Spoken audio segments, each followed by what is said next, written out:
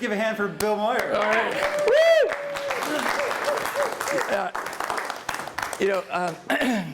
I started Backbone Campaign with some friends about 13 years ago, and Anna LePay, Frances Moore LePay's daughter, I called her up about something at some point, and I said, no, not, she says, I said, I'm Bill Moyer, not Moyer. She says, I know which one you are. I've read your book. And I'm like, well, actually, I'm a different guy. There's a guy named Bill Moyer who wrote Doing Democracy, the movement with the Movement Action Plan. And he passed away in 2002. I actually met him as a campus activist when I was in the 80s in Seattle University. And now he's his co-author, Mary Lou Finley, is now on the board of the Backbone Campaign. Pretty weird for her, I bet. Yeah. But it's also pretty neat for me because I feel like a lot of the work that though we're going to talk mostly about kayaktivism, I like to ground it in this movement building sense and grand strategy of what's the battle that we're in, how do we build power for a nonviolent social movement so that we win. I like to say winning is more fun. Yeah. I would, however, like to, if you will endure me, share a little preamble the conversation about kayaktivism with a conversation about strategy and battles of paradigm here.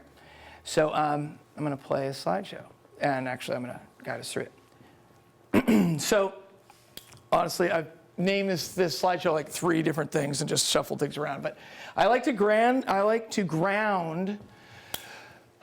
the work that we're doing in whatever particular cause into a larger frame of what actually are we fighting? What are we engaged in? And what's the and how are we judged whether we're being successful or not? So some years ago, I met a guy who worked at the Pentagon. His name is Chuck Spinney, and he was the first guy who he testified before Congress in, I think, 1983, calling for a freeze of the Pentagon budget until they could pass an audit. Can you imagine being that Pentagon dude who then has to go back and work in the Pentagon for the next 20 years? So he's a pretty gutsy person, and he was a protege of and part of a group of people around someone named Colonel John R. Boyd.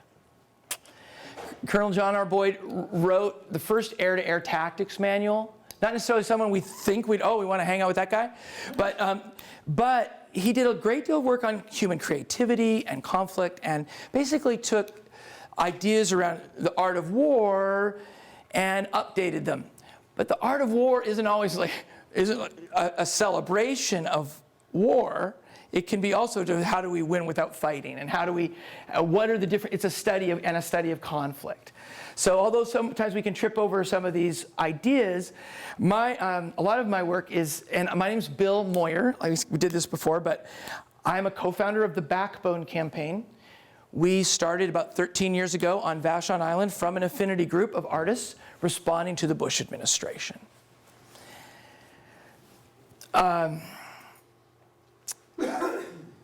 So applying these ideas of grand strategy and the art of war to a nonviolent social movement, to me, I'm finding it useful. So a few of the things that I'm not spend a lot of time on, but try to go through is what is grand strategy?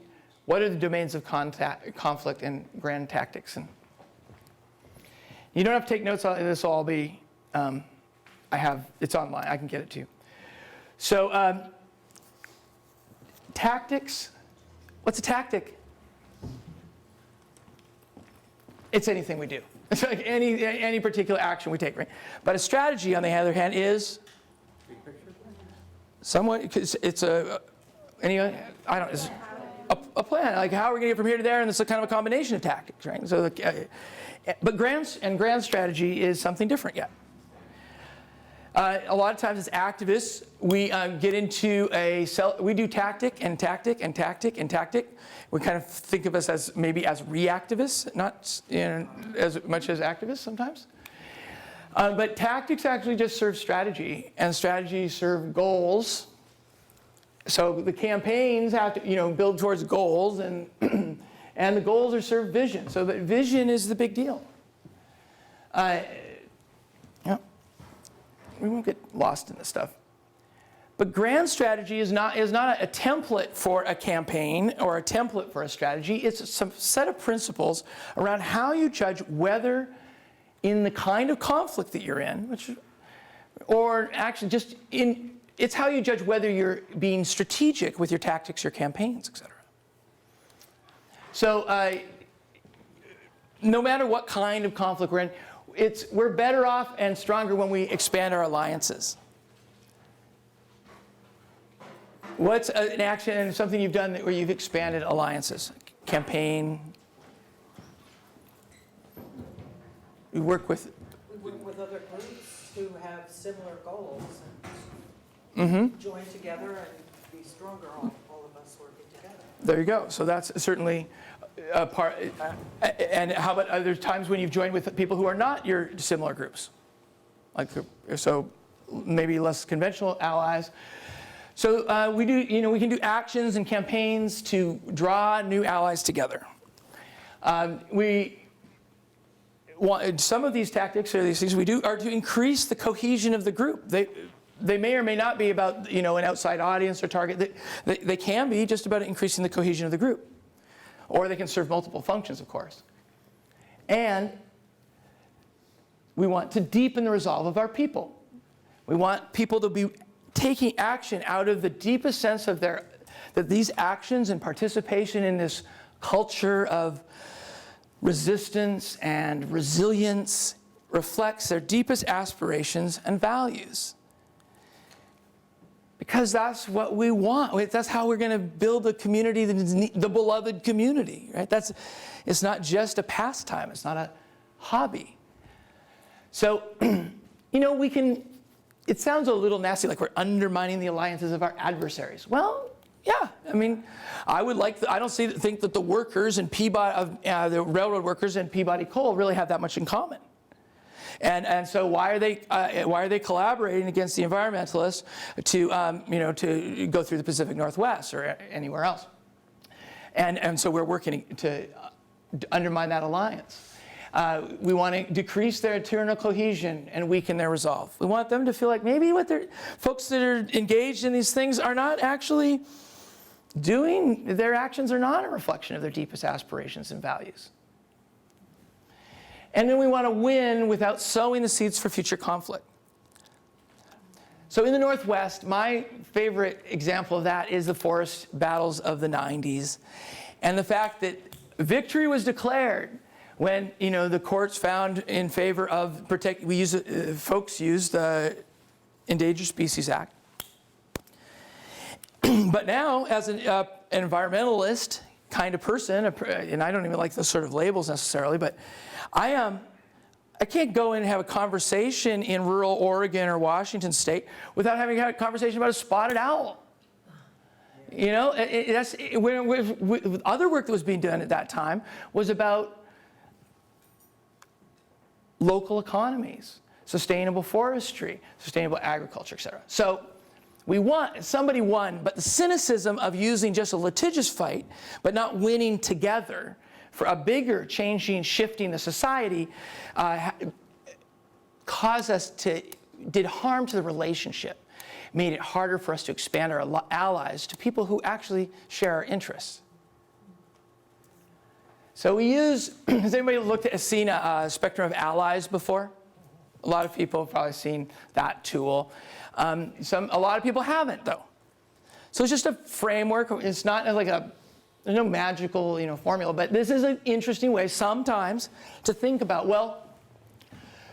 you talked about your active allies, that you work, there's obviously folks who are going to be involved in Break Free, right?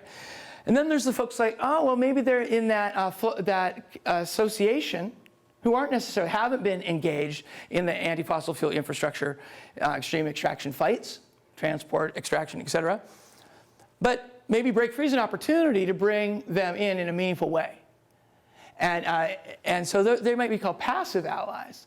And so you do tactics or campaigns and you draw people, you bring them towards allies. And folks who didn't know one way or the other, maybe the way we talk about it and the way we, a few people mentioned just the Hudson and the one keeping not even one drop of the oil keeping out of the Hudson is one drop is too many, right? So getting people who share and love the place to be moving in this direction, and maybe but eventually, and even the passive opponents, like maybe they become neutral. They're like, okay, I'm not so sure now. And the active opponents, we don't worry too much about them really, because we can get so much done by building an alliance around these other folks. So what the hell what am I talking about here? We had a conversation in the car where I was trying to explain it. I got to hang out with my philosophy professor from 25 years ago recently, this a few days ago. And has anybody heard of Max Weber? Max Weber, The Spirit of Capitalism. Or Protestantism and the Spirit of Capitalism. You know, I mean, I'm going to get a lot of words wrong. But the idea that my professor stuck with me since I was, 20 years old was that, after the Reformation in the United States, there was this idea in this Protestant experiment in the emergent capitalism that there was this idea of salvation, right? There's this idea of salvation, but we can't really know whether we got it or not. So they came up with this, that didn't really work if you want to build a church. You don't go to a guy, I want to fund this church, but we don't really know if you're going to heaven or not. So they have to say, but there's signs, like you're part of the station, your station. You can tell by your station, your material well-being. Oh, you're part of the chosen. You're part of the elect. You're part of that club.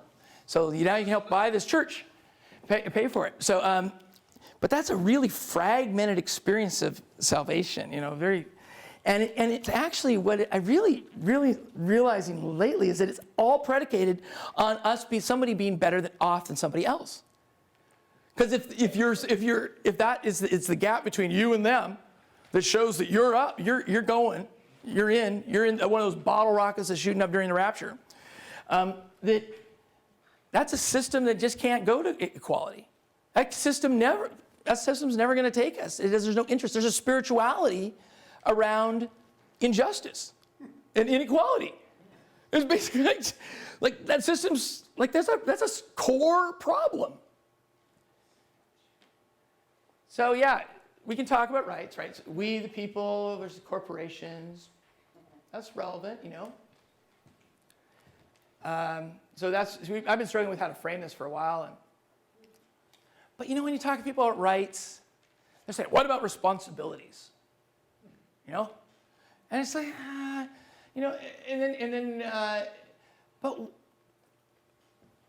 if you've ever has anybody gone to a democracy school? Participated in a democracy school? That's a really interesting curriculum around sort of the difference between the Declaration of, one of the things that's covered is the Declaration of Independence versus the Constitution. And what are some of the words in the Declaration of Independence that was the cause for rebellion? Some of the phrases. Anything come to mind? Truths that are self-evident. Yes, and rights that are inalienable and endowed by our Creator. Boom. So we're not talking about rights. Rights are derivative. Rights derive. Rights are they're self-evident because something is sacred.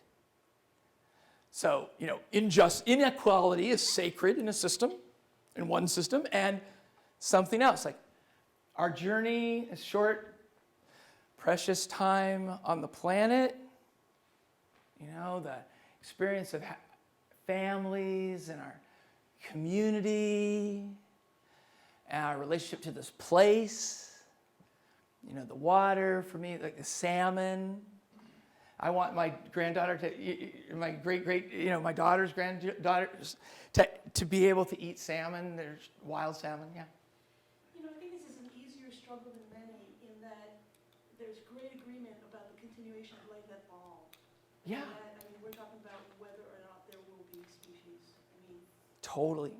And so it's just such a broad, it really is, if people understand the science and the sixth extinction that we're trying to interrupt, you know, Yeah, but Trump's doing very well right now. it's about survival. And I do agree with you. And yet I still think that if we can talk to people at a different level than like rights, you know, okay, let's talk about what do they hold sacred? You know? Oh, well, here, let's go back to the corporations. What do they hold sacred? Let's read this together. Ready? And we, the corporations, transcending the boundaries of nations, in order to protect us from the people, ensure our right to extract and exploit, provide the defense of profit with impunity, and secure the blessings of wealth and privilege for those who have it already, do ordain and appropriate this Constitution of the United States of America. Bravo. Amen. All right, so in a system that where the differentiating, in that system, that paradigm, everything's for sale, right? The climate's for sale, the democracy's for sale, it's sold. This is the first anniversary of Citizens United. Goldie Sachs, she was like, Goldie Sachs was there, you know, she was really happy that the Supreme Court had finally realized that money talks. She should know, right? And Mona Santo, Mona's really concerned. She wanted the next thing, she really wanted privacy rights. You know, she wanted to be government to respect her privacy. But Blackie Waters, he was not going to be happy until he got Second Amendment rights. So this was a satirical rally on the first anniversary of Citizens United, the Backbone Campaign organized with Coffee Party and others. But corporate rights, I mean, they're outing themselves, right? This other paradigm is really, it's outing itself. And we don't want to just win one thing. We want to create the new society. We want to birth something beautiful. So it's not just stopping a pipeline or just doing something else. We want to do something beautiful. But they don't want to do something beautiful. Like there's some momentum behind that paradigm that extrapolates and takes more and more rights. So investor rights is part of these trade agreements, these so-called trade agreements, these compacts, right? They're giving rights to transnational, that's actually spelled properly. It's just maybe needs a dash. Transnational capital, so it has the right to cross borders. Hell with the people, but transnational capital needs to be moving around. So it's all kind of a WTF sort of thing, you know? What the hell? But I think if we can understand, you know, what's going on and what we're up against, maybe we can have conversations with people that are more meaningful and draw them to our cause. So if that injustice is part of this, and the inequality is part of the inherence of that paradigm, then we need to be moving towards something else. And like I said, we can talk about rights. And we just saw the second anniversary of Citizens United, we rolled up to the Supreme Court with a rental van. I thought we were going to get shot, but, you know, it had a big spotlight. You know, and then we expanded communities in nature. And of course, that sounds good. But a few years back, at a fossil anti-tanker, anti-pipeline fight in Canada, I went to a rally called Defend Our Coast Rally. And we're honored to come in with the First Nations up there. And listen to the young Indigenous activists say that the elders were telling them that fundamentally this is a spiritual struggle and it has to be fought from a place of love. So for me, that's more juicy than arguing about a rights framework. Because if we can identify with what's sacred for people, I think we have more of a chance of winning in a way that matters. In a non-environmental moment, where this really got driven home for me, was doing some eviction protection work. Where there was an eviction blockade we were helping organize. A guy named Jeremy, he was telling me about the banks, and he was getting ready to talk to the media. He was telling me all this stuff, you know, off the websites, blah, blah, blah. But we were walking around his place, and he had this like rockery that he built along the public sidewalk, and he had these beautiful shrubs. I said, Jeremy, it just occurred to me, why don't you invite the press on to a tour of your garden? Why don't you show them how much you love this place, how much energy you've put into this place? And once you do that, then they'll tell the rest of the story, because anybody can get those other statistics. So,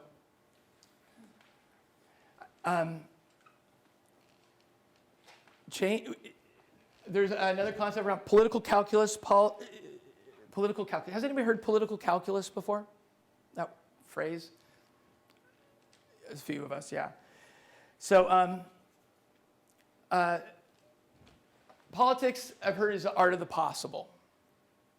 And that kind of makes sense if you know politicians and the realities they deal with in their existence. And then on a long trip across eastern Montana, it finally came up between my brother and I. I said, what is calculus? And he said, it's the mathematics of changing variables. Well, so if political calculus, so I've learned from a bunch of community organizers, you don't ask politicians for favors. It's a waste of time. You don't ask them for favors. They just shift things around for the next re-election, but nothing changes really. If that's all you do, it's a waste of calories. But if you shift the calculus, if you shift the variables, the social, economic, political variables, that changes what's politically possible.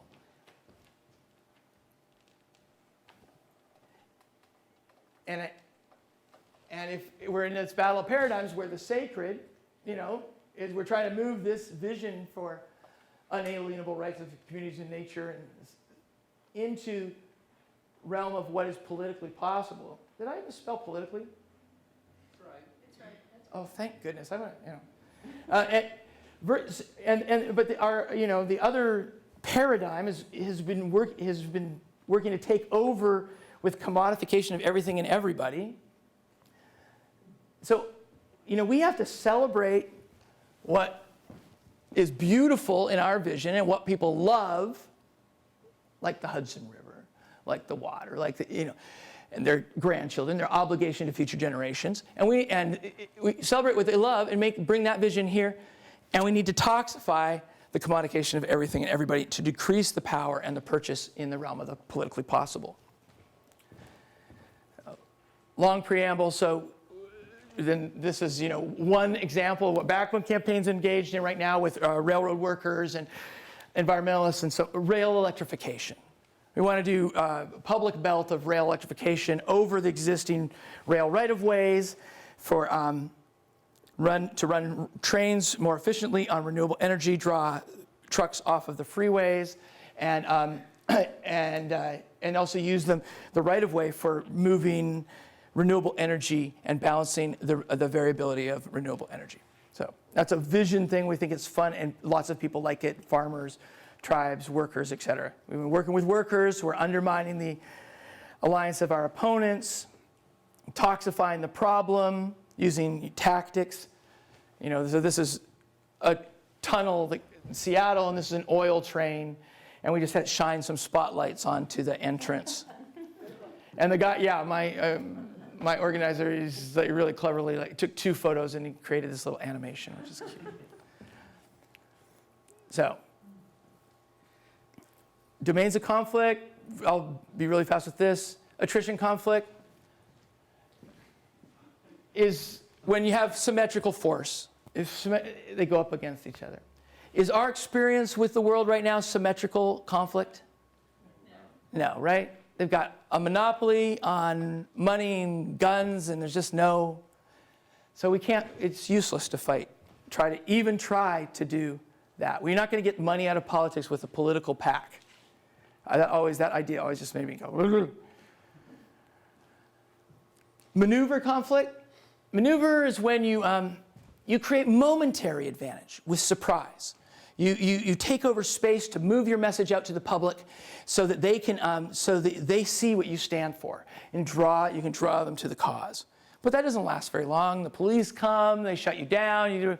But hopefully, you've made some progress. And so we'll talk about this when we talk about Greenpeace in Portland. That's Greenpeace hanging from the Portland Bridge, St. John's Bridge. So they were really good at that, and they did. But fundamentally, we're engaged in moral conflict. Moral conflict is a hearts and minds thing. We want our vision, our cause, to be an unassailable good that people are drawn to because it reflects their deepest values and aspirations. We want we want to draw them into our paradigm. So, the kayaktivist thing, this flotilla in juxtaposed with this, symbol of evil and greed and folly was a great sort of David and Goliath thing. There's no symmetry in this fight. But the asymmetry of it actually gives you more power, more purchase on people's hearts and minds. So there's this thing, another thing from the Pentagon, that cadre, is the idea of motherhood and mismatch. It's a grand tactic, they call it. Is that, again, we want our cause. See, this is beautiful. It's an Earth Day a few years ago, marching down the streets of Seattle. A lot of people would want to say, yeah, those are my people. And all the icons around things that are beautiful. You attack this, you kind of look like a jerk. And that's the point. You want something that's not attackable to the extent possible. And anybody who does attack it, they lose ground in the moral territory that we're fighting over. So it's unassailable good. If you don't like motherhood as a metaphor, then unassailable good. We can't really. A bunch of these youth, some of these youth are involved in some of the court case that's been going on, things in the Pacific Northwest around Children's Trust or something. I can't remember This is on the island where I live, Vashon Island, Washington. Actually, Moyer Island, connected to Vashon. 2009, when we first used kayaks to fight an industrial gravel mine. And we shifted from something that was only being talked about in the state house and the courts. We took over the dialogue in the public, in the press. And we became, from this small group of outliers, with 50 people on the beach. In a month's time, we were the poster child for saving Puget Sound. And with 500 people marching on the shore. And, another tactics to exposing mismatch. WWJD, this is at a detention facility in Tacoma. Who would Jesus deport? What would Jesus do? Who would Jesus deport? So a mismatch aspect. So the motherhood part is pretty obvious, but the mismatch is the difference between what somebody says they're doing and what they're actually doing. What they say is real and what is actually real, or people's experience of reality, and who they say they are and who they actually are. So Warren Buffett's engagement in oil trains, his ownership of BNSF, and his, is a mismatch between this benevolent billionaire brand he has. So we started going after that prior to thinking about this rail electrification stuff. That's where it started. And the mismatch in reality, a lot of these things are justified. Some of the fossil fuel projects, they justify them do you have a solution? Do you have another way? But they're shifting the debate there because they're actually not providing energy even for us. It's all mostly for export anyway, so it's not really a solution. They're not solving any problem that we actually have, so it's very irrelevant. So kayaktivism, some people say, it's just a tactic. Like Occupy was a tactic. Well, Occupy was a little more than a tactic too, right? It was a bit of an organizing strategy. It wasn't adequate totally forever in and of itself, but it wasn't just like a banner. It wasn't just a march. It was something. It was a very complex tactic. Similarly, kayaktivism is not the end all. It has definite flaws. Flaws not that are like it's morally corrupt, but flaws that not everybody does it. Not everybody can do it. It relies somewhat very much on privilege. I mean, look who we are, right? There are a lot of people who never got to learn how to swim, et cetera. That don't have kayaks, didn't go on summer vacations and to the, one place or another. So But it's pretty damn good because you get people on the water. This is what we did down at Moyer Island in 2009. And it was so interesting that we kept doing it. Each action camp that we did, we had a kayak component. Then a few years back, we started working with Idle No More. Oh, we did some other things on the water too. So projection onto a boat, ship. We started working with Idle No More Washington to do, they were doing some water blessing ceremonies. And it's not a water blessing ceremony, like this is more like a traditional songs and a circle dance. But the water blessing ceremony is not at all cultural appropriation. Because any of us can do it. It's like bring a bottle of water from your tap, your watershed, and come together to a shared body of water where it comes from and think about your relationship to that water and it sustains you. And consider that in silence or in song or whatever. And then as a commitment to each other and to the place, pour that water into the larger body of water. Very simple. No secret formulas or anything. But building alliances with the First Nations, the people who are in a place first, remembering to recognize those people, remembering a time not to romanticize or tokenize, but to remember that, I mean, maybe it relates to that idea that we're not, that we need to do more than just beat a particular issue, win on a particular issue. Maybe we need to build something else into our consciousness, into our psyches in this place that isn't just about seeing ourselves, whether we like it or not, as better because we're somebody else is worse off. So we did some work on Puget Sound with the Duwamish tribe and then the Snohomish, and we worked with the kayakers because in the Pacific Northwest there's a very strong canoe journey activity that's been happening for a couple decades and they go, the coastal sailors traveling canoes go up and down the coast and all meet in a particular place. But they've had some instances where the kayaks came ashore, they didn't really understand the protocols. So one thing would be to use the opportunity to identify indigenous original peoples here, engage in a conversation around protocols and place to build out that alliance for a longer term. And instead of just saying, oh, will you come to our event, maybe there's a more meaningful conversation to understand what are their issues. Like for us in Seattle, the Duwamish tribe is looking for federal recognition. And so we had to work on creating a strategy that helped with that. So, you know, the coming ashore, a welcoming, asking permission to come to a place. Then we did this action on the railroad tracks and followed it again with another water blessing. So in April 2nd, 2015, we had heard, you know, we knew that the Shell rig was coming to Seattle.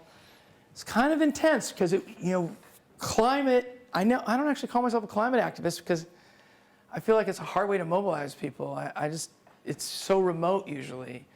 And I'm okay with like dealing with, well, the water that's going to be affected by the coal plant or the oil train or whatever. But here we had in our city, that Elliott Bay, this imminent arrival of this symbol of climate change and Arctic drilling. So it was bringing those things together. So we flew this blimp that we had in our warehouse because we had just done another campaign. And above the port, we got media attention.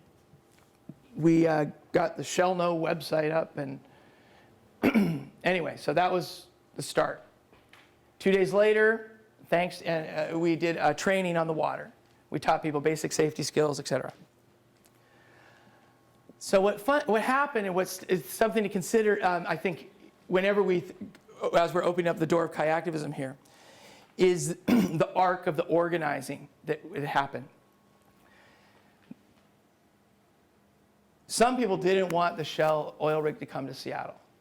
I totally wanted it to come to Seattle because how you have that engagement unless it arrives. I was actually afraid that our early engagement was going to cause them to not have it, bring it. A little nervous about that. But they underestimated their opponents, I guess, or something.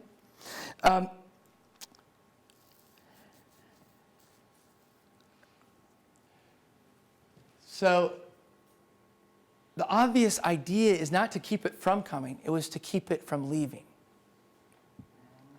You know, if it's going to come here, then our power is really like, how can we keep it there? So, but to make that happen when we don't really have an experience, like people, oh, come out and blockade an oil rig on Elliott Bay. Sounds scary, you know, no way. So how do you make it, it sounds impossible. It's all the little tiny kayaks against that big thing, it would disappear. So we knew, it was obvious that we had to create an image of people doing it without even actually doing it. So we had to create the image so they could imagine it. But you can't really create that image of that. Work backwards here. If you want to create that image, that's still 300, 400 people on the water. It's probably something like what you're talking about for this break free. That's not a small undertaking, right? Water, it has a spiritual component because it's dangerous. That's really important that safety be the most fundamental commitment. Because the one thing that's going to kill kayaktivism is when somebody drowns. And it's going to kill, it's not going to help. So we started doing trainings. And in the period between April 4th and May 16th, we trained about 260 people. So 2 to 4 trainings a week, safety trainings. But to train people, then you have to have trainers, right? And then so you have to train trainers. So you have, and then some people you're just going to like lift banners on the water. That's great. That's one thing, but you're not going to at the action teach people to do that. You want people who know how to do that already. So because you want to have lots of banners on the water and you want to have them rafting up, they already know how to break a raft and get into a raft and signal and then unroll the banner, lift up the banner. You want them to have already practiced all of that. And then you want to have a safety team. You want to have people who are out around the perimeter, keeping, defining the event, sort of, and being ready to do the rescue. Because there were maybe 5 people who turned over on May 16th, and our people rescued everybody. The Coast Guard didn't do anything. And that was a big deal. Our commitment to safety was part of the conversation, was the core of the conversation with the Coast Guard in Seattle. And it's actually easier to rescue somebody from a kayak, in a way, from kayak to kayak than from a motorboat. That's what I'm also told. I'm not necessarily I'm not the kayak trainer. But so, the rafting up, we do that. You see, it's a little bit, this is a banner that turns into a sail, right? So that's why we use we've been using deer fence banners with Typar lettering for years, and it's because they become sails out there. So this is just early on, this is what we had. We wanted to do it, thought it'd be a cool picture. But notice you have a line from the top going out to further out in the raft.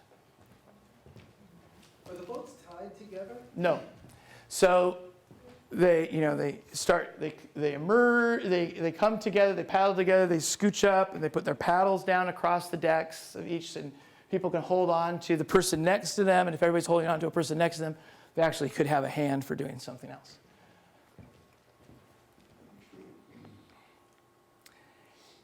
But that experience of doing all that together isn't just like, it's better than just going to a march, maybe, an average march. It's like they were reliant upon each other. Their lives were dependent upon each other. They did something beautiful. They got out there, and then they were able to, if you paddle in opposite directions from the ends of the raft, you can rotate the raft. You can pinwheel the raft. That's kind of fun. And people were helping each other. So there was a lot of camaraderie. And right away we started getting media attention, which just recruited more people. So every training opportunity is a recruiting opportunity and a media opportunity. This is when the thing finally arrived in Port Angeles. We sent a crew up there, kept building that. And then 2 days before our giant, we'd planned on May 16th to have this family-friendly flotilla, but the rig wasn't there. that finally arrived on May 14th, and that's Cecile Hansen is the chair of the Duwamish tribe. She is a descendant of Chief Seattle, for whom Seattle is named. But of course, the Duwamish are unrecognized and don't actually have any land, and were actually expelled and kept out of the city for a long time. So, so they're working for their recognition in, despite their obvious relevance in the history of our place. And we asked them permission first. That's the first thing we did.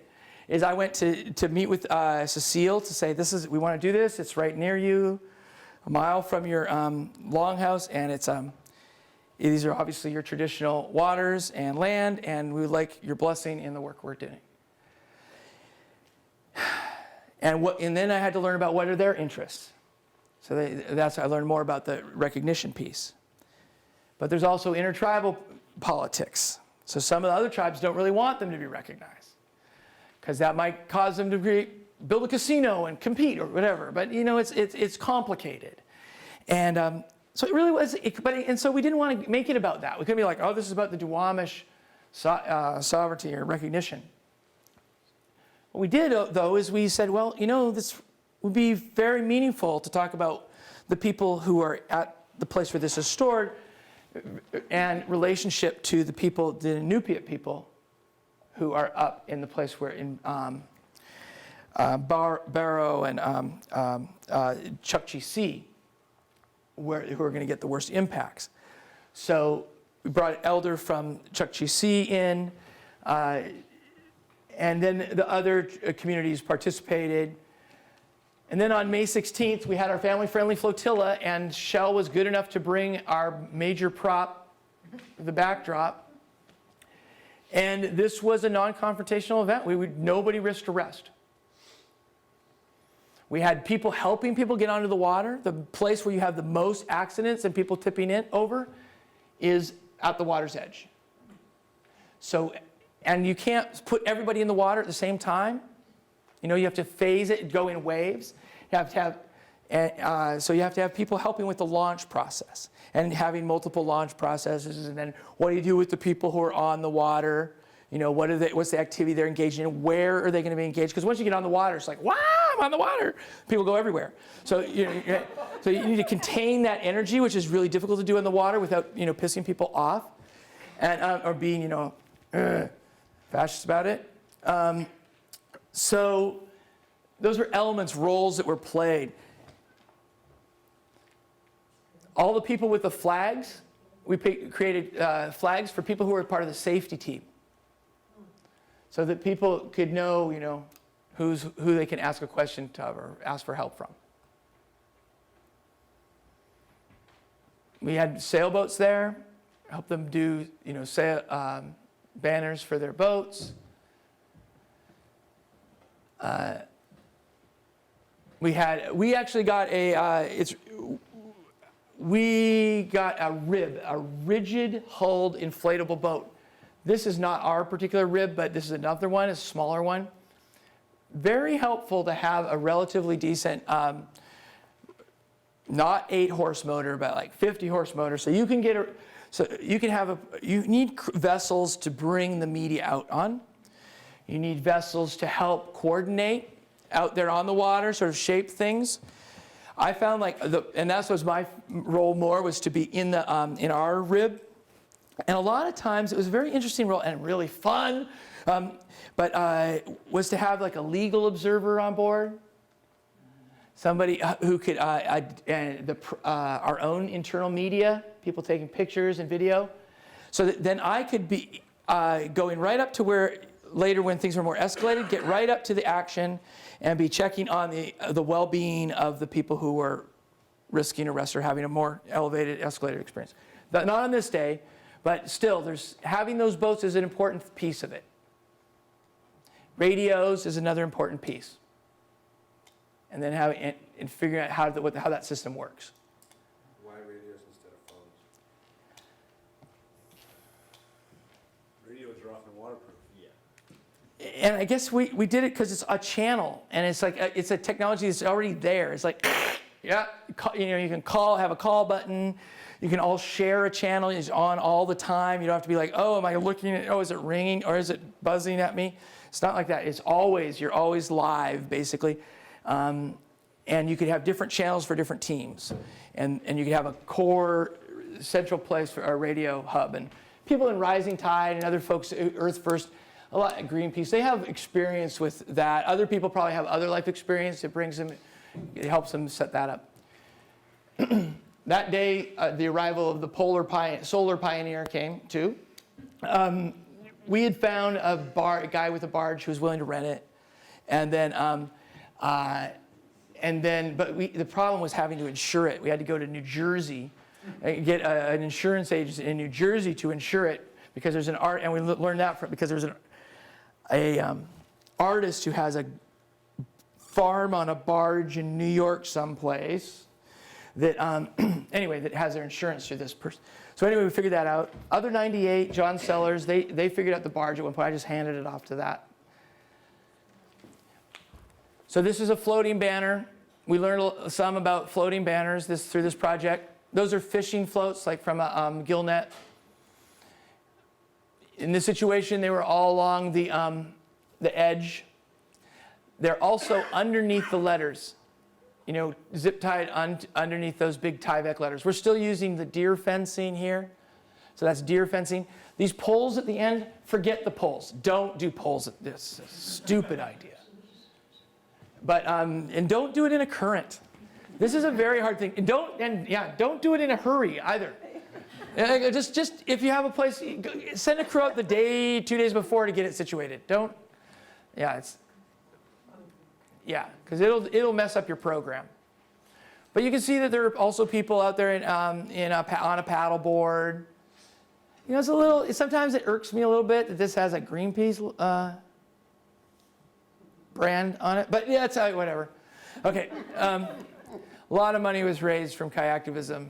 Not very much came into the background camera. But this is a big raft. This is the Climate Justice Now raft. And we had a lot of allies who were involved, including Greenpeace. We bottom lined a lot of stuff. Great picture, right? Coastal Salish Canoes, when we had a procession during May 16th, they led it. And they used the not command boat, but the motorized boat to sort of clear a path, let people know that part of the program was starting. And then the Coastal Salish Canoes went through and they they paddled to the rig.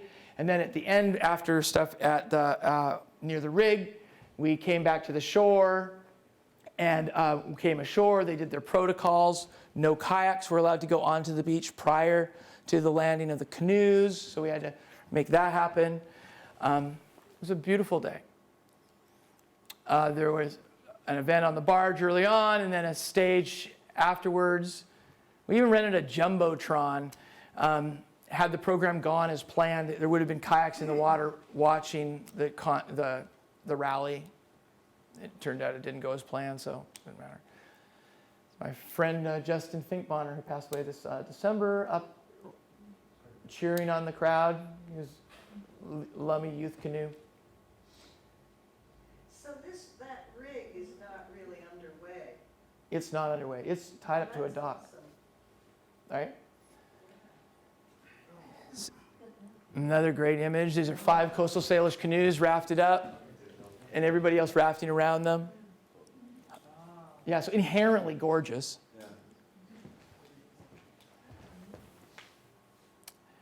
So after that happened, we were really excited, but now it's to build up for the conflict. But something happened up in Bellingham. A woman occupied an anchor chain, Kiara. That may or may not have been the most awesome thing to do because they hit her and somebody else with $40,000 fines, kind of as a way of intimidating other actions. So that was not a plan. That was not part of the strategy, but that's what happened. People will do what they'll do. If we're going to do a flotilla and we're going to blockade something, we wanted to blockade it for days, right? We wanted to occupy Elliott Bay. Well, you have to be on the water at night too. So then you got to figure out not just how do you get people safe and comfortable on the water during the day, how do you get them comfortable during the night? Well, throw a concert. Do luminaries. You know, have a luminary procession. And again, family friendly, super fun. Hip hop and Native American music, flute, and the artists creating these gorgeous luminaries, and us making sure we had our 360-degree lights on all the boats, so everybody knew how to be in compliance with the Coast Guard rules and be safe.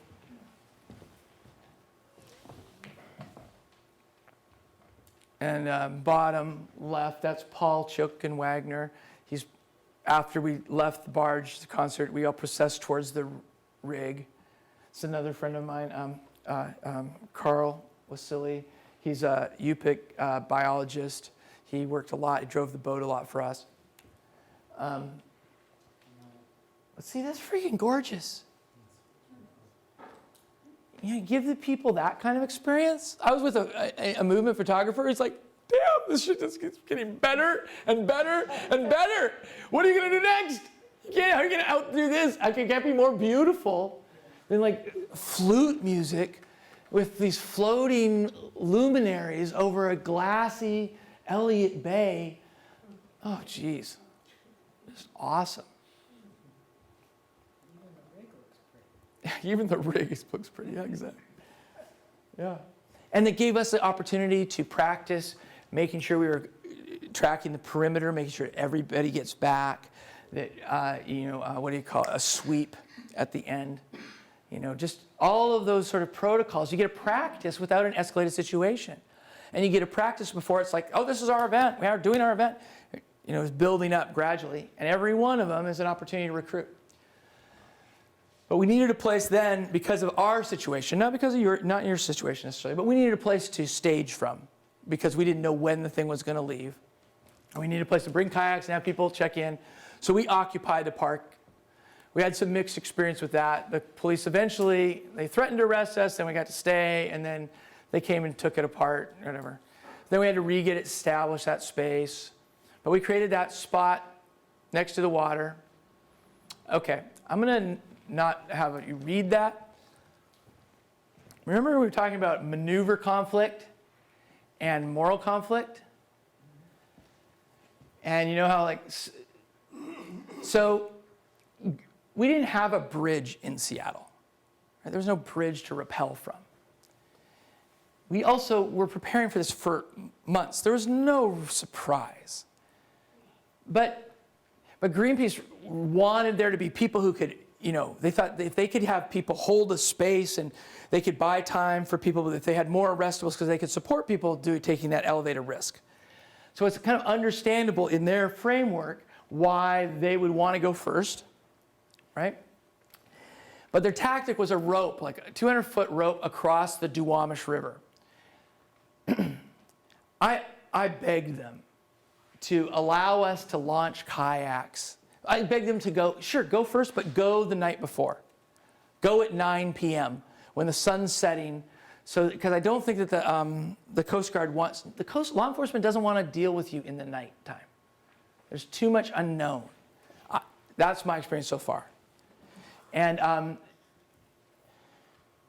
so they could have held the space while we backfilled it, because the essence of the moral conflict was we needed to create a conundrum. We needed to create a moral conundrum for the Coast Guard so they wouldn't let that rig untie, because it would look bad and it would also be dangerous.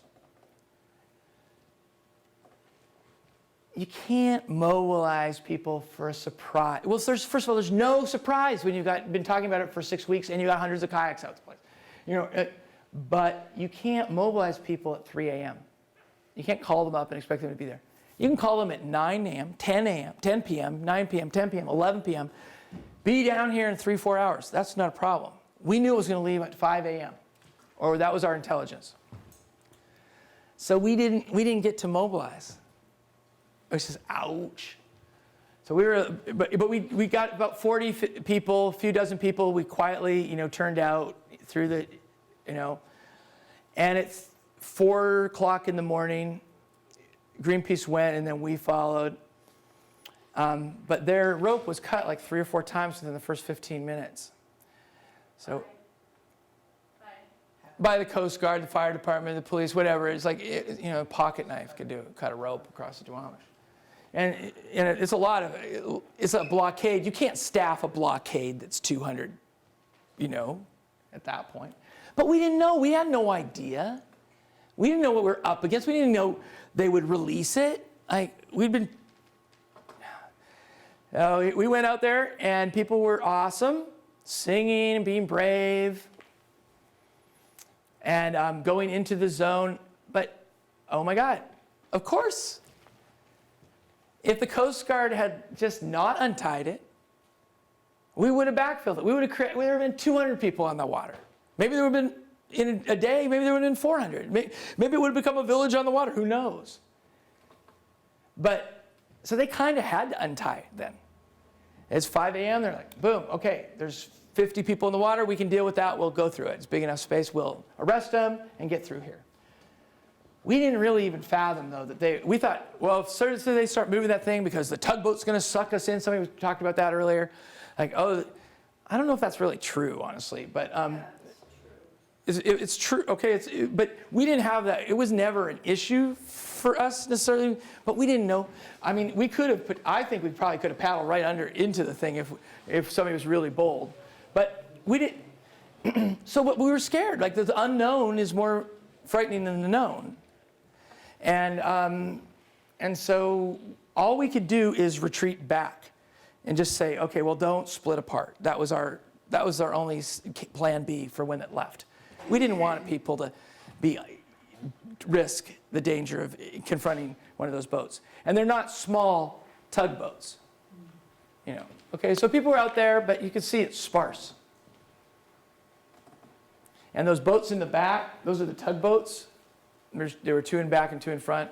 So we kept going into the zone. They say you have to be outside of the however many 200 meters when it's still, or 100 meters when it's still, and 200 meters on each side and the back when it's going, and 500 meters off the front.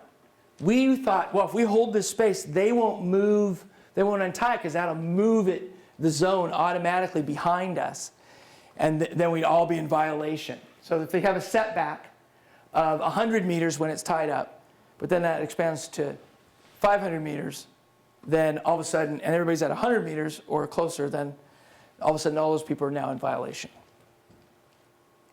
So we didn't think they'd do it necessarily, but they did. There was skirmishes. You can see, we're checking on using the safety boat. So there's our legal advisor in here. There's a couple of pilot and another safety person and a photographer, and we're checking in on the well-being of the people who are being hauled out of their kayaks. Another thing to notice about the kayak, actually, when people are pulled out of kayaks, they're pulled out of kayaks. The first thing that the Coast Guard or the law enforcement does is they get up parallel to them. It's essential for them to do that. We didn't really have this experience before, so we didn't think that, one, to find ways to not get in parallel, and 2, to tape over anything they could grab with their gaff hooks. So the front handles, having they can't grab in here when you have a spray skirt on, right? So Portland was different because we had a lot of experience by Portland. Who supplied the safety boats? Does that all come through the Coast Guard, or did you do that? Backbone Campaign bought a boat. This is a Backbone Campaign's boat. And we borrowed boats, but mostly the safety boats were mostly the kayaks, but then sort of this other functions was our motorized boat. So I have a question. Yeah. So the Coast Guard pulled up to the boat. The operator of the boat was in violation. And so did they arrest the person and ask them to get out of the boat and get onto the vessel? They had the option. They would warn them. Not obviously, but they did warn them. We've got a lot of privilege going on out there on the water, right? And also the Coast Guard's been telling us this is our place to be and all this stuff. So there were significant warnings, and then a lot of people didn't want to voluntarily get out of the boat, and it's a little tricky to get out of the boat out on water next to. It's dangerous, Yeah, so they would usually grab them by their PFD and bring them on, lift them up. And then what would happen to the kayak? They had it hooked with the gaff hooks, and then they would bring it aboard. Really? Yeah. So if you look at this Coast Guard boat or whatever, it's got some kayaks stowed here, right? So how many kayaks were there involved in this demonstration? This was probably about 4 dozen. 24 people were arrested on that morning. Yeah. You can't fit that many kayaks on the Coast Guard boat. I mean, you could. They had a boatload of boats. Yeah. Oh, yeah.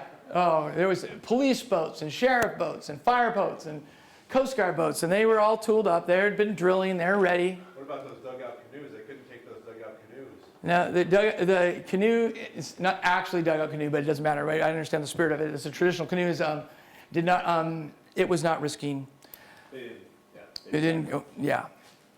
I don't think Albany has that many emergency boats. We don't have to worry about that. They bring them from Walmart. They'll tool up. Oh, yeah, there's DEC boats and park and grass boats. So- Albany has one boat and they're So that's- around different lakes. So these tugboats are intimidating. I mean, you're not going to have to deal with that, I don't think, but they were intimidating. The Coast Guard, the nearest Coast Guard station is in Saugerties, and they have some pretty big boats. Yeah, they're going to bring out the boats. So what were the fines? That day, it was like $200, $250. Okay. Did they have to appear in court? No. next day? No, they just processed right through the station. They were taken, and the kayaks came back to us immediately. We were very worried about the confiscation of the boats, keeping the boats, and what are we gonna do? So we had green boats that couldn't be arrested, and we had red boats that could be, so we were borrowing boats. So one of the things I can lend you is like a spreadsheet for borrowing and tracking gear. Because some of the boats, they can be $2,000 or $3,000. Exactly. Yeah. We never had any boat kept, Okay, good. even overnight. Did everybody pay the fine? In those, yeah, I think everybody paid those fines that wave. I think everybody paid the fines probably. And I think the thing that we can just say is free is that we're committed to, when people are taking risks, that we're committed to helping to fundraise for any fines that people incur. And we're already pulling together the legal support team. So there are lawyers and there'll be legal, like bail fund and fund for fines if people can't afford it. That shouldn't be the barrier that keeps you off the water. Right. That's really good to know. I mean, yeah, that's really important because the people who were emboldened, there were 10 people who knew that their fines were paid for. 10 or 15, maybe 14, I think, Greenpeace. Those activists knew their fines were going to be handled. A lot of other folks didn't. And then we did fundraise for it, yeah. Do we know if there's going to be an oil boat at the Port of Albany on the day we're talking about? We assume that they won't send us one when we've announced when we're going to be there, but Is it possible to find out the shipping schedule? we're working on There's a vessel tracker that you can track the tugboats that pull things. There's things that you can do around it. that. It's harder with the barges. Yeah. Well, I would think the Port of Albany would have some kind of manifest in terms of when ships are expected into port. I think you should more or less say it's barges. It's not as easy. So, but there might be something. I don't know. But the tugboats that pull the barges, though, you can track those with Vessel Tracker. It's an app that goes on your phone. So this is definitely a conversation then. Okay. Yeah. later. Okay. Okay. So in Seattle, the big thing to me was that it was hard was the confusion between maneuver conflict and moral conflict. And so the strong desire by the folks who are experts in maneuver conflict to do something on kayaks kind of backfired and undermined the moral conflict. It meant we couldn't mobilize the numbers we needed to create the conundrum. And everybody was kind of felt that afterwards, but hindsight's 20/20. We didn't know, lots of things nobody knew. It wasn't intentional, undermining. It was just Some of us could guess, but it's understandable. But it was a lesson nonetheless. So there were but what that did do, and in the 16th, the May 16th did do, is that we heard somebody went, Lisa Jakuzny from the Campion Foundation was meeting with someone, one of Obama's aides around Arctic, and he was like, after the May 16th, all those photos, it's like, oh my God, we're planning this Arctic trip. This is terrible. The mismatch thing, we were exposing a mismatch for Obama, right?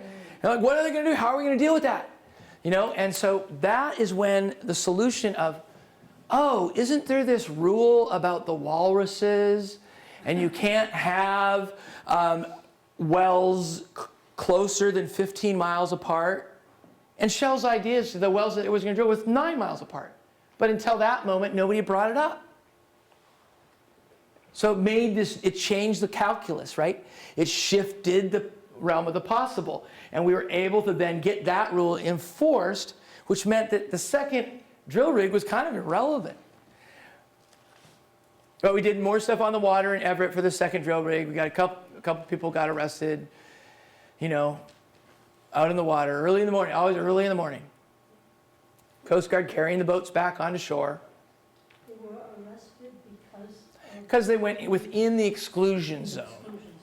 Now, it's not a military exclusion zone where they can shoot you. It's just, you know, it's not a military thing. You don't have to be afraid. They call it a safety zone. I see. Right. So anyway, we were pretty discouraged, you know, after all those months of work and all that time and, you know, so much investment. But we went and did this. There's a solstice parade, and people put on kayaks, and they got a lot of love from the audience as they paddled down the streets of Fremont with the oil rig, Derek. You know, getting a little rejuice from all that work. You know, so that was great. We did a couple parades with that stuff. And then all of a sudden, the icebreaker, the Fennica that has the cap to cap the well, got a gash, 39-inch gash in Dutch Harbor. Go figure. And they didn't bring it back to Seattle. Weird. For repair. Well, we actually thought the worst thing would be that no, I was making a joke. That wasn't funny. Sorry. They couldn't fix it in Dutch Harbor, so they had to bring it down to someplace else. And of course, they weren't going to bring it back to Seattle, so they brought it to Portland. Well, it's pretty awesome that they did, because it's not really that far away, a few hours to drive. And we were there. A bunch of groups, rising tide groups and other groups, tried to do actions when that thing was coming in. But they were expecting it. Again, there was no surprise. Every surprise action got shut down before it even happened. And a lot of times people just realize that there's just no way. Like the railroad tracks are swarmed, you know. So, except for one exception, later on, when a guy, Jonah, was able to lock himself to the railroad bridge on the day when it left. That was really, that in general did not work. But again, like, how are you going to mobilize the folks? Get them used to being on the water. Like, do the family-friendly flotilla, learn how to lift banners, blah, blah, blah. Show them how to, you know, people set up the pictures. It's in the dry dock. Here's the black block. This was a really great moment, because, you know, there's always a little bit of this tension with black block. Like, is this going to be fun or not? And today, this was a way, we made it really fun. We had a really great relationship. So they really had a fun time with that too. So, so then we did light projection from the water, just using a generator and a spotlights. That's another tactic we can talk about other time. So we learned that on July 27th that the Fennica was going to leave on the 29th at 4:30 a.m. We called a meeting with the Portland folks. We said, you know what? The lessons from Seattle is that don't wait to make sure that it's leaving at that time to mobilize. Even if it didn't leave at that time, and it was never on the schedule to leave, declare victory that it was leaving at that time. Because we don't know. We don't have a way of knowing, checking that information sometimes, usually. So better to be early and prepared than caught off guard.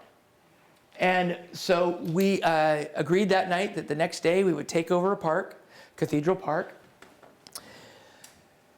Greenpeace, that was under an expanded injunction that had started after May 16th, that was another big piece of the drama. They had backed off. They were not trying to be on the water and being in other people's, they were not engaging in that, which was great. It allowed us to have that space to be making those decisions in the community, to then take over the park, go on the water, prepare, do trainings all day. And 2 p.m. and then at 2 a.m., you know, people were getting ready, lined up. Everybody's psyched, you know, we brought our training crew, Seattle, boats, truck full of boats, rented a bunch of boats. May 16th, back when I actually rented 108 kayaks. You know, we got the banner out in a relaxed manner. And then we started putting people in the water at 2:15. You know, lights, et cetera, et cetera. We're heading down to the water, and I look up, and boom, there are lights coming down from the bridge right next to us. The St. John's Bridge. They're like, oh my God, we didn't, I mean, some people knew, I'm sure. But for the most part, nobody knew. It was a totally secret action. And so the maneuver conflict, the skilled tactical piece, was used in a very appropriate way. They used their capacity to deploy out of vans going across a bridge as fast. So a pair of climbers would jump out of the van, they would run, someone would become the anchor for the person who then goes over the side, sets up another anchor below, and then rappels down, releasing the first anchor so that the authorities can't get at it easily. They rappelled down, they set up their lines in between each climber.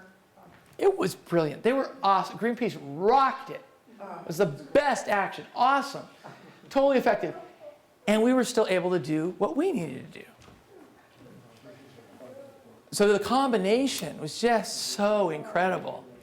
You know, and we felt so heartened. And so there's 4:30 in the morning, and, you know, maybe we've got, I don't know how many people we actually had maximum out there. Maybe it was at 70 people out there that night. But that morning. But the Fennica, we heard that it was postponed until 10 a.m.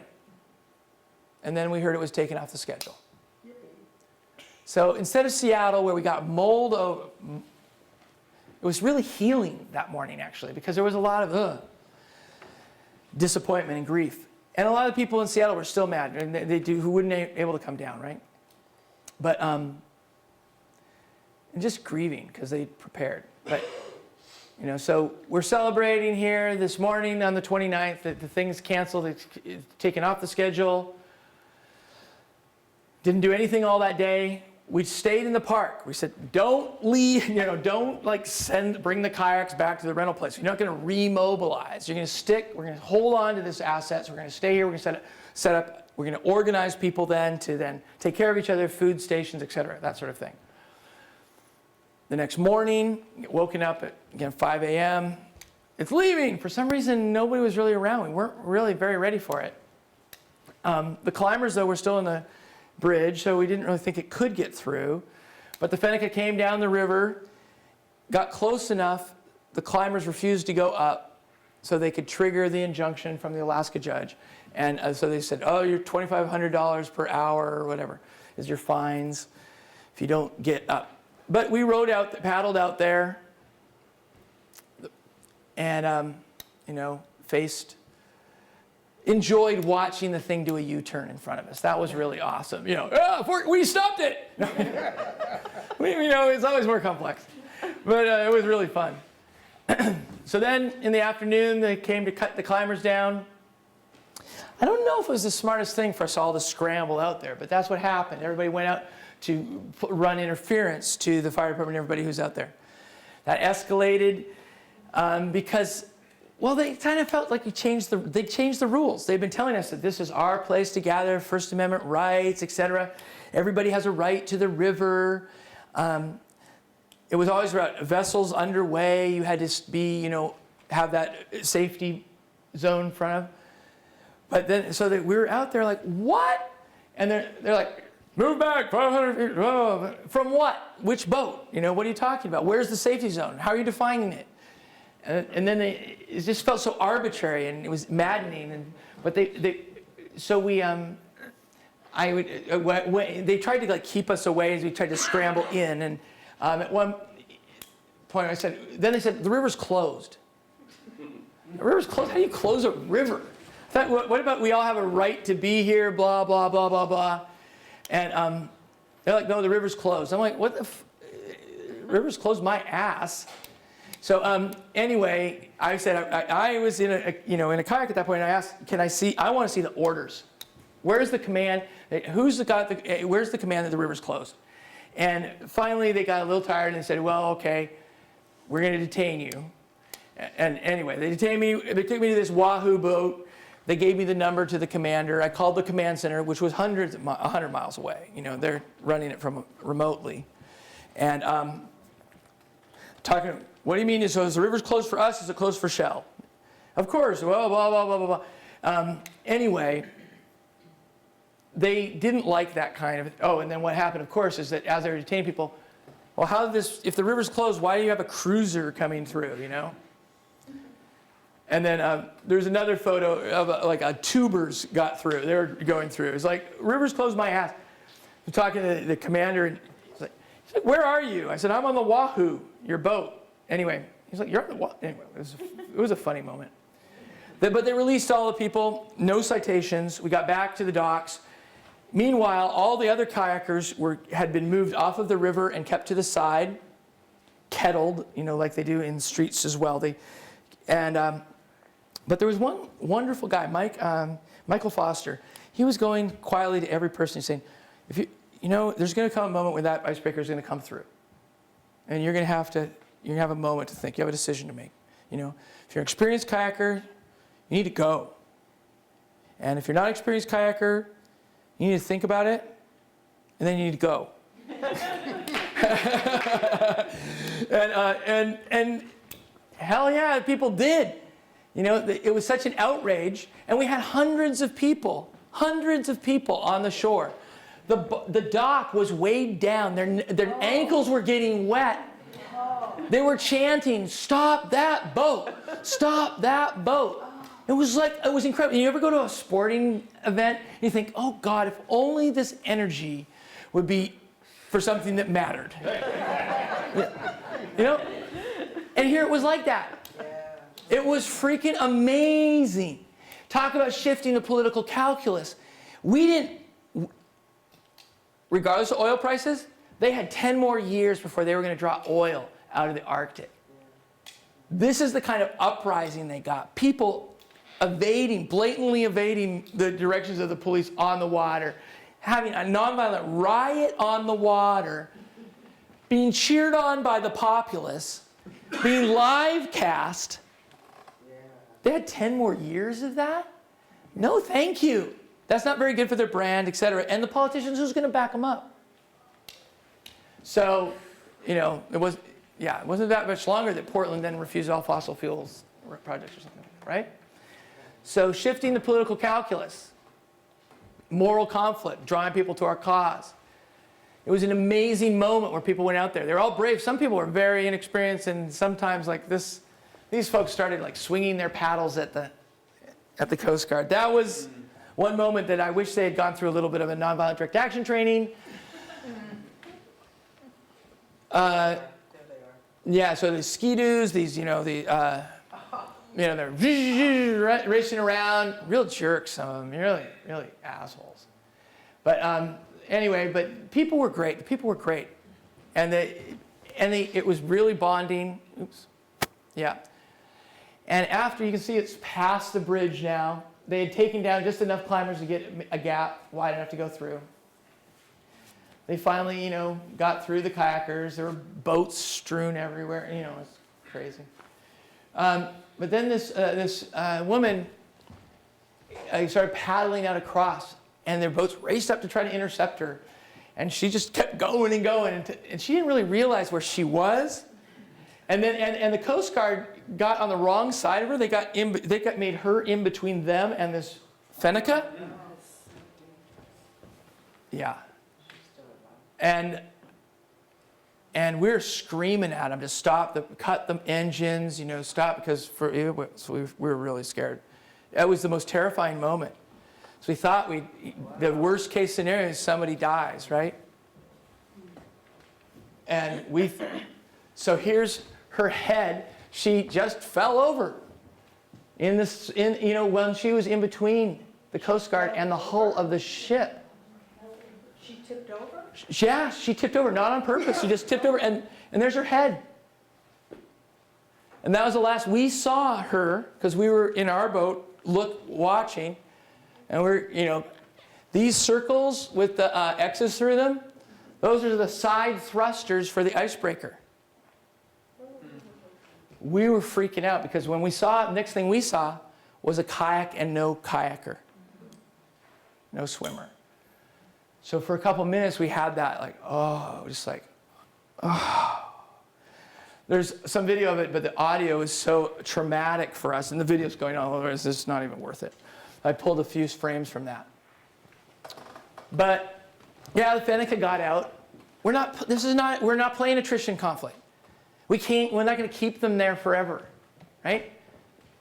They can get out, but we still win. Because we shift the hearts and minds. We shift the political calculus. And so it was intense. And you know that it wasn't very much longer, and that Shell supposedly had disappointing results, which is I bet that's total bullshit.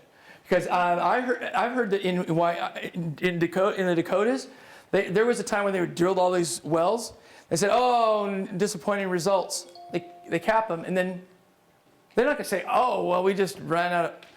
So they declare. What did they do? Oh, they wrote off all their losses of the development of it, and then they come in later. They go the next 100 feet down, and they tap the thing, and it's really fast, and boom, they get paid.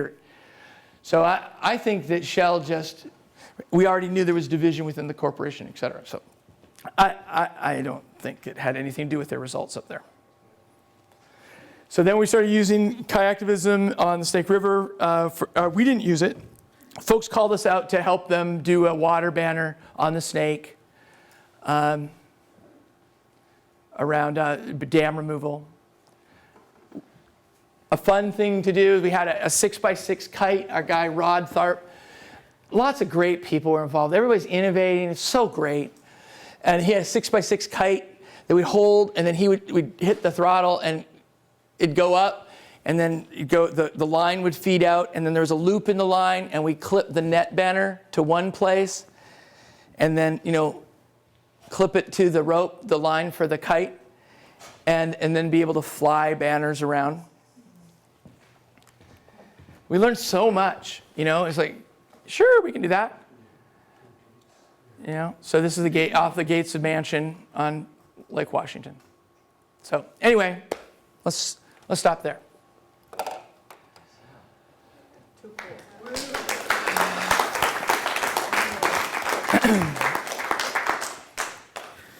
Oops. So, what time is it? And what do you need? Okay. What do you need from us? I mean, if I was going to reiterate one thing, I was like safety. Safety, safety, safety. It's the most important thing. Training. So did you say that, I'm sorry, but did you say that not everybody took the nonviolent direct action training before? Yeah, we didn't. There was some nonviolent direct action trainings given, but that was not really our focus, because it was really about safety on the water. We have some ideas around a harder blockade, things I don't really want to talk about on camera, but how to make if you needed to be, but I really want those to be used, because as soon as we use something, then they'll know how to respond to it. So, but But the main thing is that you're arrestable. You're more easily captured if they can hook something onto you. So like gorilla tape on the handles and the ropes.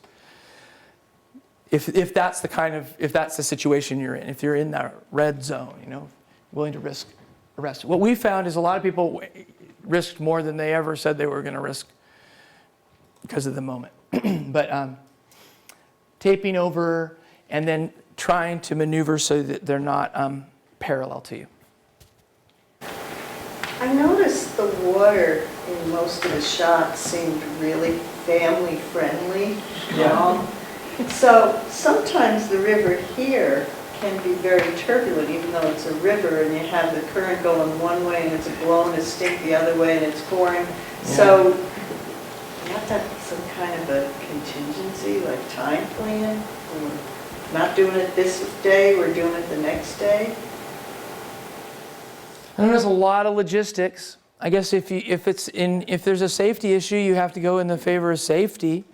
But you know, we were in not open water. We were in Puget Sound. It's not a river, and it's cold, or it's probably colder than. But it was calm. Not always. It was calm in a lot of the photos, but you know, and it wasn't always calm the whole time.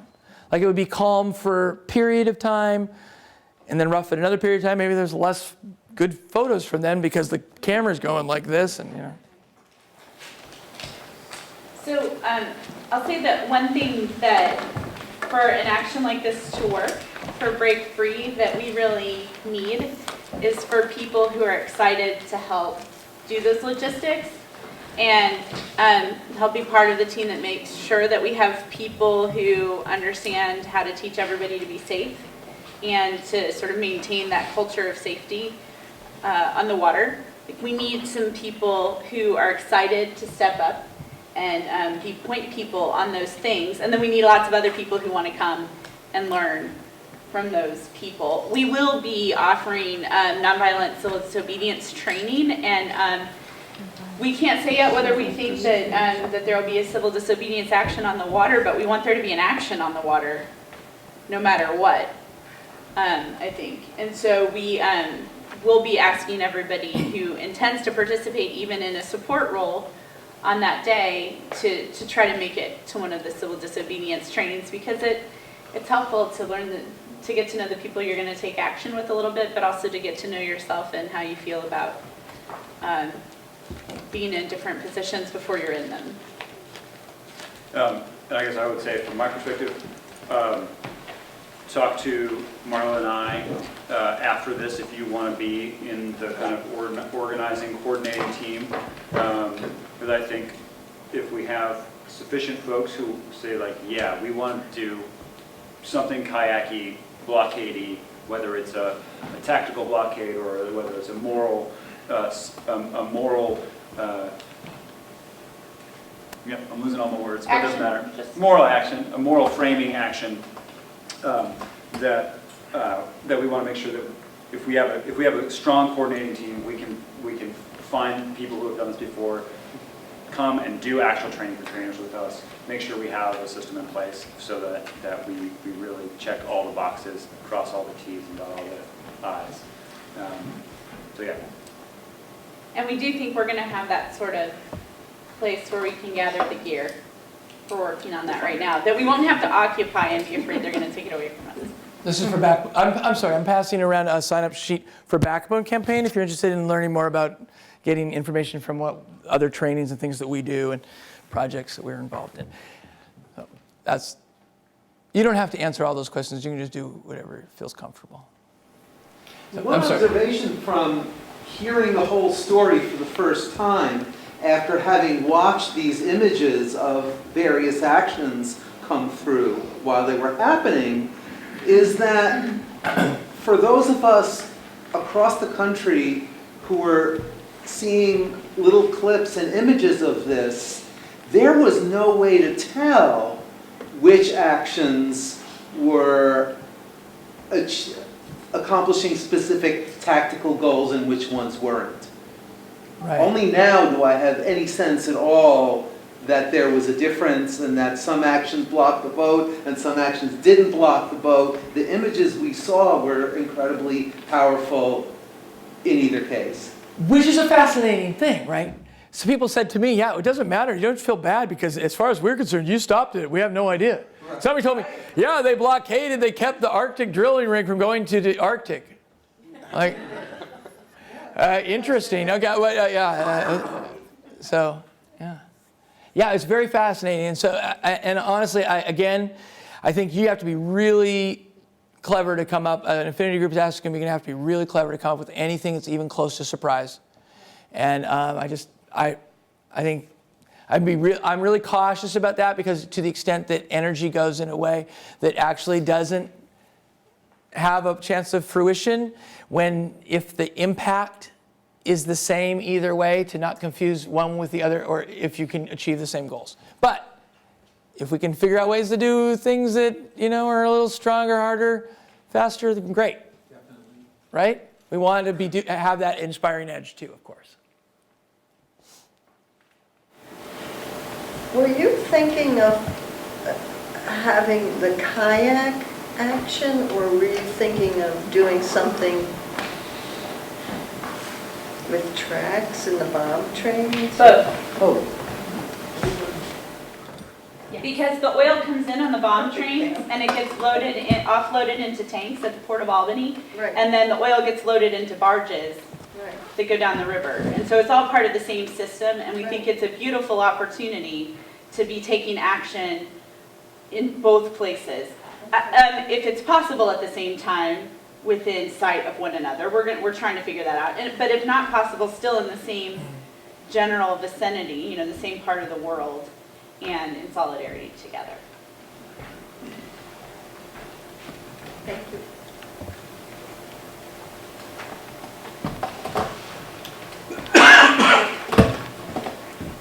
I have a feeling I may be wrong, but that in the Northeast we may have a lot more canoes, or more canoes than you guys had there and less kayaks. Yeah. Just from what you're saying, it sounds like canoes are tactically bad in terms of ability to grab it with a gaff hook. That's that part. In that way, they are, but they're also great because more people can be in them. More people are used to them. You can take other people for. Yeah, I mean, I think that again, most of the stuff was family friendly. There was just these very short moments that were an escalated experience, and we had canoes involved in that, and then it was just masses, just having so many people, and the melee. It was, yeah. A windy day on the Hudson can get hairy for a canoe faster than it will for a kayak, but depends on the day. Yeah, I mean, people with paddle boards are out. Yeah. People with floaty. I guess I have a few thoughts. One is that the Hudson River is still going to be very cold at that time. So having people out there who are not used to kayaking, I think would present some safety problems. If people tip over, possibility of hypothermia. So I think that's one thing.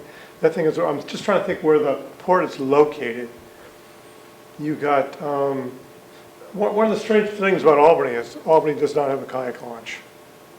Yeah, it's very bizarre. I mean, there's a cement ramp that the power boats go down, so that's kind of crude.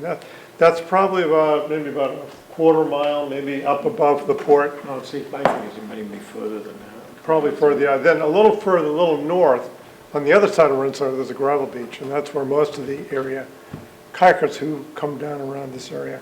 And then the other place that's launching is, what's the park down there? Can you think you could use Island Creek Park? We talked about that today. Oh, no, that's Can't use very muddy. Yeah. What about the, But it's going all the way down to Glenmont. oh, right. Yeah. But that's like 2.5 miles down. And when the barges leave the port, they're really steaming along. I mean, you wouldn't want to even get near them. You can't even get behind them because the water is all turned up. So that's like totally dangerous down there. Yeah, it was our experience too. We mostly wanted to deal with things that were standing still before they moved, before they had momentum. Yeah. But what I really liked about the presentation, Bill, is all the night stuff, all the graphics. I think that's like super dramatic. And if you can do that like the day before, the night before, I think it would draw a lot of media attention. And then it might get more people coming down for the train and the tracks the next day. That's probably the way I'd approach it. And there are a lot of kayakers here. I mean, there's an estimate of between 3,000 and 4,000 kayakers in the Capital District. People who kayak. So, and most kayakers are also environmentalists. So I think, there's a possibility of getting a lot of boats down there the day before, the night before. And having a concert, is a great idea. Yeah. There's a lot of elements here, and I think it could really be a fabulous event, draw a lot of people and tons of media. Yeah. And let the media draw more people. So I would say don't wait too long before you start calling the media and start doing things on the water, because there you've already got a meme of kayaktivism, even if it's canoes. You can still use the meme that people, oh, kayaktivism is coming to Albany.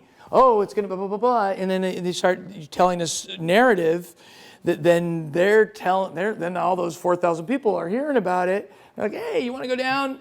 No, they're not getting arrested that day. We can just go down, blah, blah, blah. Or, hey, you want to be a trainer? Da, da, da, da. You know, so, build it early, and, you have the luxury of time. And celebrate. Make it celebratory so that people want to keep coming back. You're building community. So the big thing on that day, it's probably not even the last thing, right? Because like you say, maybe they'll have an oil barge there, or maybe they won't. But then you can create that rapid response team. The next time an oil barge does come, you're going to have time to mobilize, because you're going to know that the barge is coming. You can say, well, next barge, we're going to blockade. The Coast Guard, everybody else will know you're going to do that too, but then you can set up that bigger conflict, and it might not be the second weekend of May that happens, but you'll be building capacity for your movement and exciting people, because they're going to do something different than march in the streets. I like the family-friendly part of it. I know, like, for critical mass, over the years, people have tried to reframe it back to a family-friendly thing, and it worked on a small scale, but concentrating on that, I think, to bring all the people out was amazing. Getting people connected to what they love, giving them an opportunity to do that without fear and having a lot of anxiety. Let them build from where they are now to where they want to be, what they're ready. Expand what we're all growing into our next level of engagement.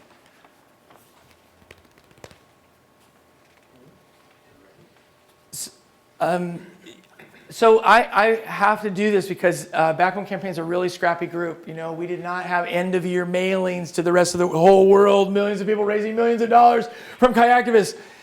We have me and one other full-time person and a bookkeeper, and I'm trying to bring on some other organizers. And so we have to, flew in here because Mae asked me to, and said that the organizers would get the ticket.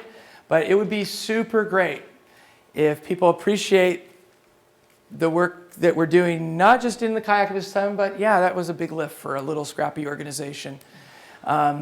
We spent $60,000 that we didn't have on that and had to raise it around that way. And now we're trying to be as generous as we can in Cove Point and in Albany and any other place. And we also go into communities that don't have resources, and we don't ask for anything. So in communities that have resources, one of the ways you can support is I have to ask.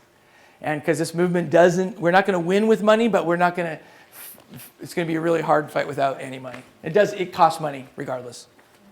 And I'm hoping that the lessons we're learning over time, that you want us to stay engaged and continue learning, just like you all are learning in this. So I have some donation envelopes, not very many, because we didn't really set up for that, but you can also go to backbonecampaign.org, even on your smart device, and you can /donate and give there. Or you can take an envelope home, or you can hand me a check, or we can go on the computer together. We're trying to expand our team so that we can be more effective in more places and not get burned out. One of the most compelling parts of this to me is just the on-the-water training and getting people more comfortable being on kayaks and more people out there. Yeah. Is all that sort of like curricula or whatever, for lack of a better word, that you may have developed, is that easily accessible or? We don't want it to be easily accessible because we think that there's I'm not saying that we don't want to hold on to it like it's a commodity, but we also don't want to pretend that kayaktivism is just something, we don't want to make it casual. So we can share the curriculum.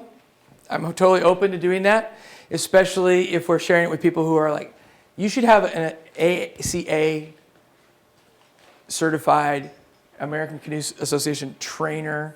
You should have teams of other people who are doing things. And then, yeah. And we could also potentially, part of what we're doing is trying to get Maeve to see if anybody could go down to Cove Point, because we're doing training for trainers for kayaktivists down there right now, this weekend. Maryland. And we're not at Cove Point. We're actually on the Potomac River near a different place. So if you're interested in going down for this weekend and doing a training, being part of a training for trainers, come on down. But you'll let us know who the trainers were, who may be on this. So yeah, maybe what we can figure out is who's here that can make the trip up, or who can we send out? Because we're also going to be training people for stuff for the Break Free in Anacortes, Washington. So this Break Free is all of the Northeast, so anybody from anywhere in the Northeast ought to be game for us. Awesome. Yeah. So, but yeah, all that stuff, whether it's in the spreadsheets for tracking kayaks, we might as well save you that work, right? The go bag, what do you need to have, the advice for what you wear and what you don't wear in the kayak, you know, all of that stuff that a lot of kayakers have already. But then also the lessons around how do you lift a banner? How do you do the raft up? How do you fly a banner behind a boat? How do you make a banner? And we've got all that at Backbone Campaign's DIY tactics. You know, we use the OLB, Overpass Light Brigade panels.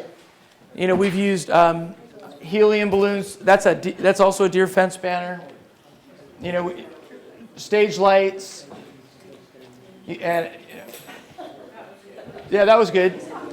That was a fun one because this is right across from the White House. And on another presentation, we have photos of the Secret Service looking at it. They're like, so you think Bank of America sucks? You know, I'm like, yeah. They did nothing, right? A guy from New Jersey, he stops and says, my wife and I were in the taxi, you want to take a picture? Can I take a picture of you guys doing this? I'm like, why don't have your wife take a picture of you holding it, you know? It was totally untouchable. So anyway, tactics stuff, if you go to Backbone Campaign and look for our DIY tactics page, there's instructions and downloadable templates for letters and yeah, lots of things. Yeah. This is the overpass banners. This is the deer fencing, ASB pipe, or you can use bamboo. I really like to get the now the 24-foot painter extension poles. You don't even have to do them all the way. They're little, and yeah, it's a great way. The wind blows right through it. Helium balloons, weather balloons are like $20 a piece, but the helium's super expensive. That's like $750 worth of helium right there. Wow. So I don't really recommend helium. Murals. So this, we just took a picture, orca, and we printed it on graph paper, and then we gave it to a contractor, and he staked it out on the beach, and then we got a local pilot to fly over with a local photographer and take a photo. Totally doable stuff, you know. It's mine. Tripod with a little art on it. So, yeah. But I won't have that. Oh, that's nice. Thank you. I'm just seeing if there's other stuff.